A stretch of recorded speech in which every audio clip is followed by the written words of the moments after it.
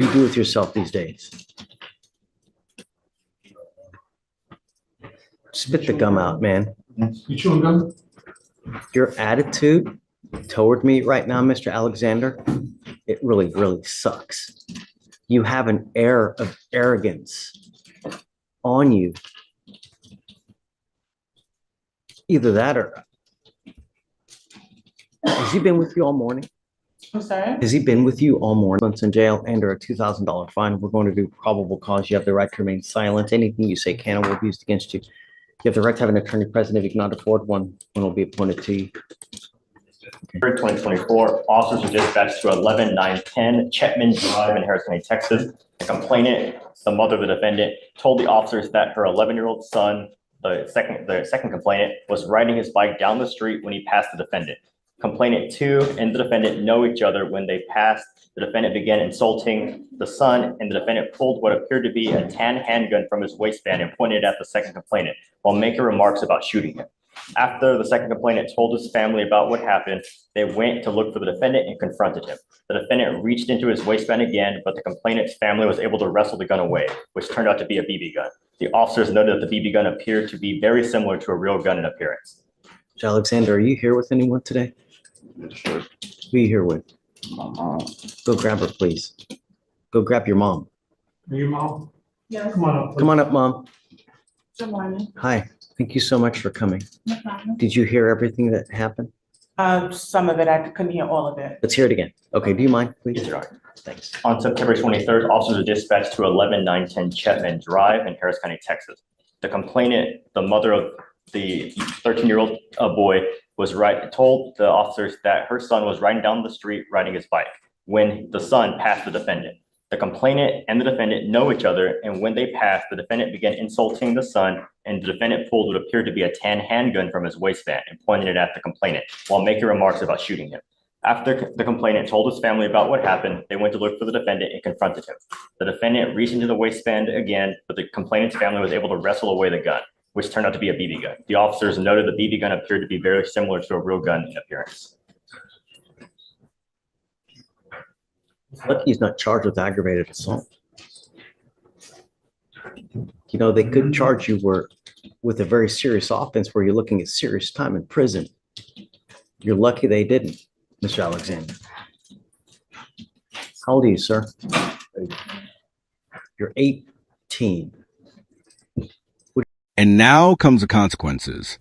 The judge lays it all out. No contact. Stay 200 feet away and ankle monitor activated. Police Scarlight one wrong move, and he's going straight to jail. You can tell this is the moment where everything becomes real for the defendant. How old are you, sir? You're 18. What do you do with yourself these days?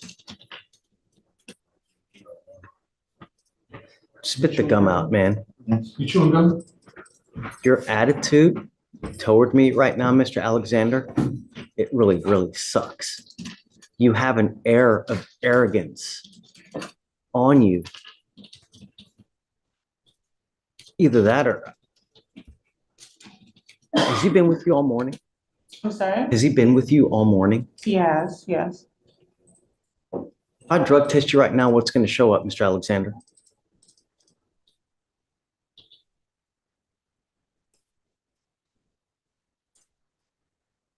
What's going to show up?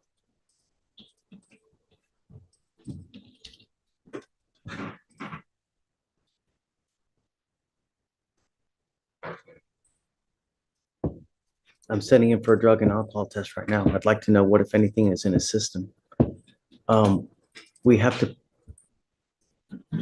I don't even know what to say, but all I know. I mean, you brought me up here, so do I have permission to speak? Absolutely. Okay, so respectfully, I would submit that these are the alleged charges. There is extenuating circumstances, and the report from the complainant is actually not accurate. That family has actually made verbal and written threats to my son, and we have proof of that. So while I understand that these sound quite egregious, it is not the whole story. I understand. And I know that there's always two sides to a story. I get it. And you will have the opportunity. But within the first 5 minutes that I've met him, his behavior towards me, his demeanor, the way he looks, just, That's anxiety. He's standing in the courtroom. He's standing in the courtroom for the first time. And he doesn't have his attorney, he doesn't have an attorney yet. And this is a process that's foreign to him. So what I would, implore from you is don't take his demeanor as disrespect. He is anxious. He's been anxious all morning. He has been with me all morning and he doesn't really know what to say. So I understand that you're getting a first impression from him, but he is still a very young adult and this is his first experience in a courtroom. right. I agree with you.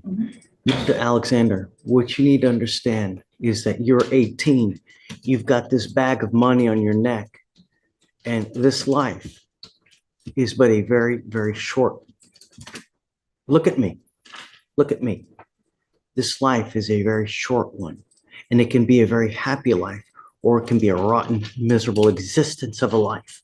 What you do now will dictate the next 40 to 50 years of your life.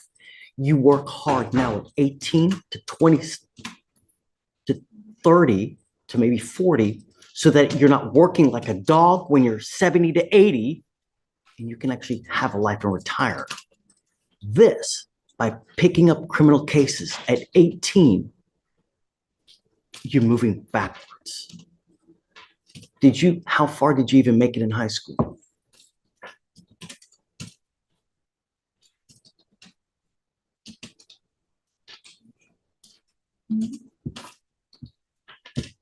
He's uncomfortable talking to me, asking me to answer.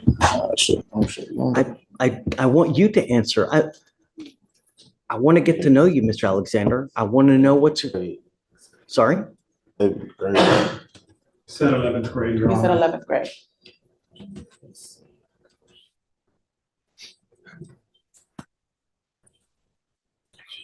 You need an education, Mr. Alexander. If you're going to do anything in this life, you need an education.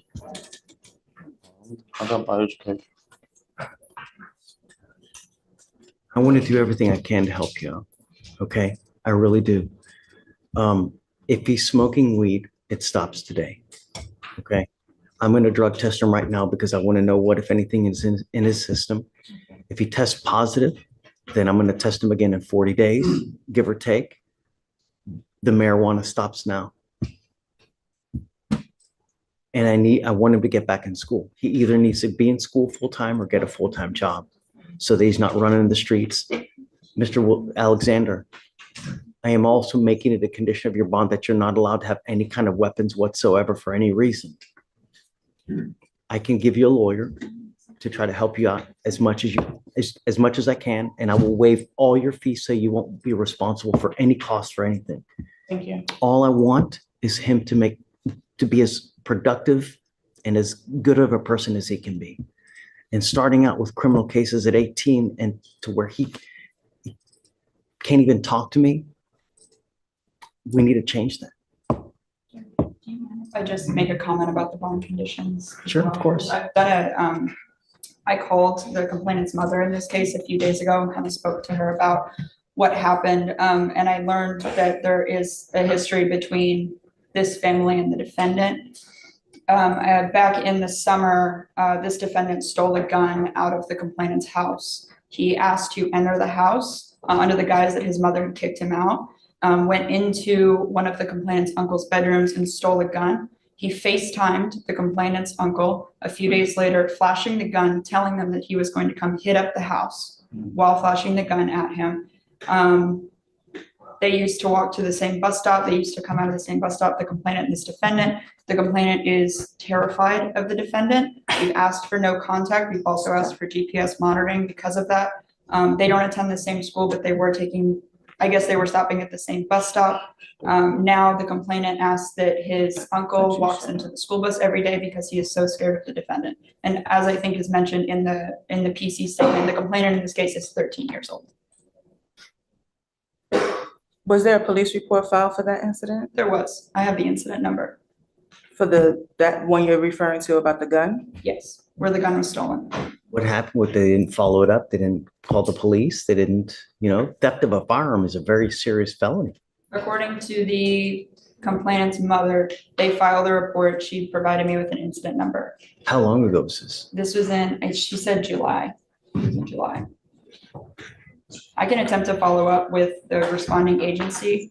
I'm not sure if it was the sheriff's office or not, but I mean, either way, there is like a history between these two families. And the complainant and his mother are both in fear of the defendant.